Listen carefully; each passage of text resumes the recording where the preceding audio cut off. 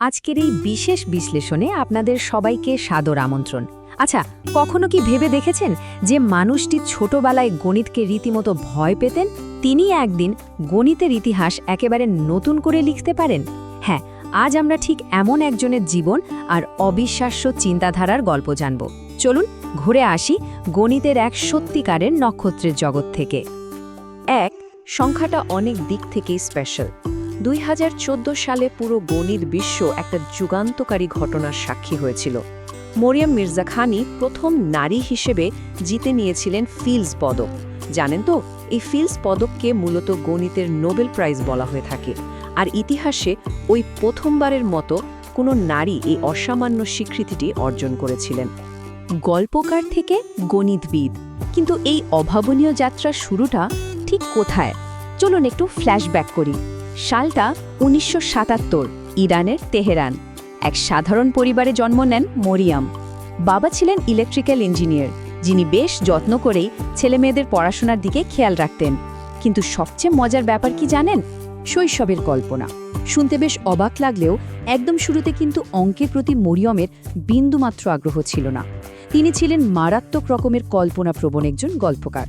সারাদিন বইয়ের ভেতরে ডুবে থাকতেন। বিশেষ করে মেরি কুরির মতো বিজ্ঞানীদের জীবনী পড়তে খুব ভালোবাসতেন।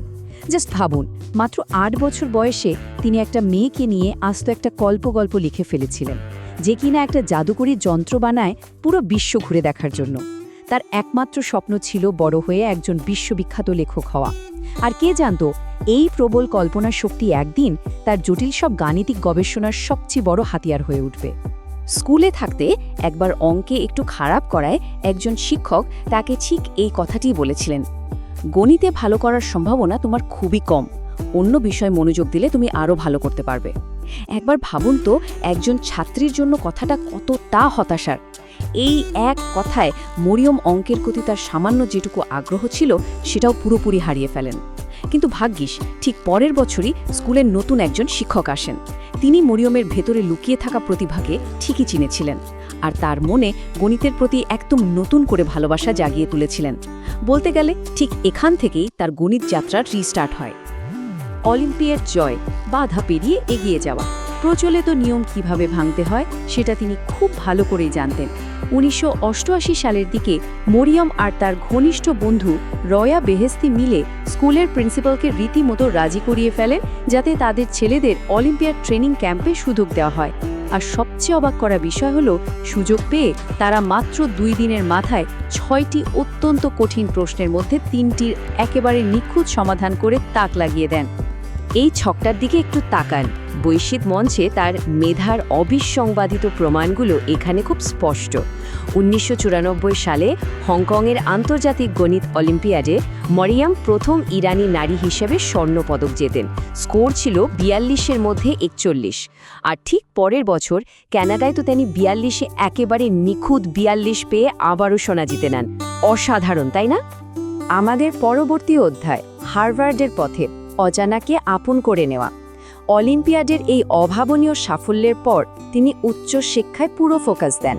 1999 সালে শরীফ ইউনিভার্সিটি অফ টেকনোলজি থেকে আন্ডারগ্র্যাড শেষ করে তিনি সোজা পাড়ি জমান যুক্তরাষ্ট্রে। আর এটাই তার গবেষণার জগতে এক নতুন দিগন্তের দরজা খুলে দেয়। এক মহারথীর সান্নিধ্য, কার্টিস ম্যাকমুলেন। হার্ভার্ডে গিয়ে মরিয়ম শিক্ষক হিসেবে পেলেন প্রখ্যাত গণিতবিদ কার্টিস ম্যাকমুলেনকে, যিনি নিজেও 1998 সালের ফিল্ডস পদক জয়ী। এখানে মরিয়মের অদম্য কৌতূহলের একটা দারুণ ব্যাপার দেখা যায়। ম্যাকমুলেন তখন হাইপারবোলিক জিওমেট্রি বা অধিবৃত্তিক জ্যামিতি পড়াতেন।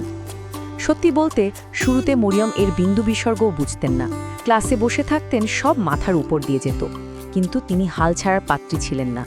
কৌতূহল এতটাই বেশি ছিল যে না বুঝলেও তিনি রেগুলার ক্লাস করতেন। আর এই পাগলামি পর্যায়ের কৌতূহল থেকেই জন্ম নেয় তার যুগান্তকারী 130 পৃষ্ঠার পিএইচডি থিসিস। আচ্ছা, আপনাদের কাছে আমার একটা প্রশ্ন আছে। সমতলে বা ফ্ল্যাট সারফেসে 2টি বিন্দু যোগ করলে যে একটা সরলরেখা পাওয়া যায় সেটা তো আমরা সবাই জানি, কিন্তু তলটি যদি বাঁকানো হয়, বক্রতলে বা বাঁকানো পৃষ্ঠে 2টি বিন্দু যোগ করলে তা কি সরলরেখা হবে? মরিয়মের অসাধারণ কাজের মূলে ছিল ঠিক এই ধাঁধাটির সমাধান। সাধারণ জ্যামিতি বনাম জিওডেসিক। ব্যাপারটা একটু সহজ করে ভাবি। খাতায় বা বোর্ডে আমরা যে সাধারণ জ্যামিতি আঁকি সেটা তো একদম সমান বা দ্বিমাত্রিক, তাই সরল রেখাকে সেখানে সোজা মনে হয়। কিন্তু জিওডেসিক হল ত্রিমাত্রিক বক্রতলে বা 3D কার্ভ সারফেসে আঁকা জ্যামিতি। বক্রতলে দুটি বিন্দুর মধ্যে সবচেয়ে কম দূরত্ব যোগ করলে সেটি কিন্তু আসলে সরল রেখাই হয়, শুধু আমাদের চোখে সেটি বাঁকা মনে হয়। জিওডেসিক জিনিসটা আসলে কি? একটি বক্রতলে দুটি বিন্দুর মধ্যে সম্ভাব্য সবচেয়ে ছোট রেখাই হলো জিওডেসিক। পৃথিবীর এই উদাহরণটা দিলে ব্যাপারটা একদম ক্লিয়ার হয়ে যাবে। গ্লোব বা পৃথিবীর চারপাশের কাল্পনিক রেখাগুলো একবার মনে করে দেখুন। এগুলো আসলে সরল রেখা, কিন্তু গোলাকার পৃথিবীর কারণে আমাদের চোখে সেগুলোকে বাঁকা মনে হয়। মরিয়ম এই জিওডেসিক জ্যামিতি আর বক্রপৃষ্ঠের প্রতিসাম্যতা নিয়েই অবিশ্বাস্য গভীরতার সব কাজ করেছিলেন। বিস্ময়কর এক একাডেমিক উত্থান। তার এই যুগান্তকারী গবেষণার কারণে মরিয়মের একাডেমিক ক্যারিয়ার রকেটের মতো ছুটতে শুরু করে।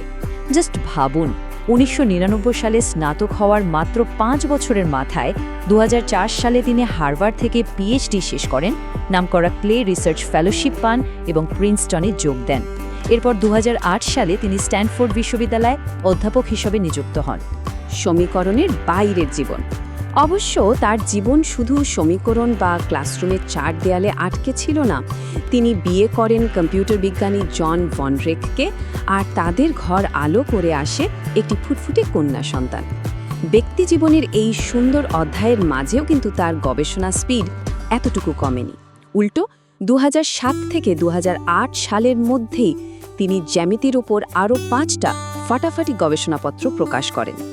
2014 এই সালে এসে আমাদের গল্পটি একটা দুর্দান্ত পূর্ণতা পায়।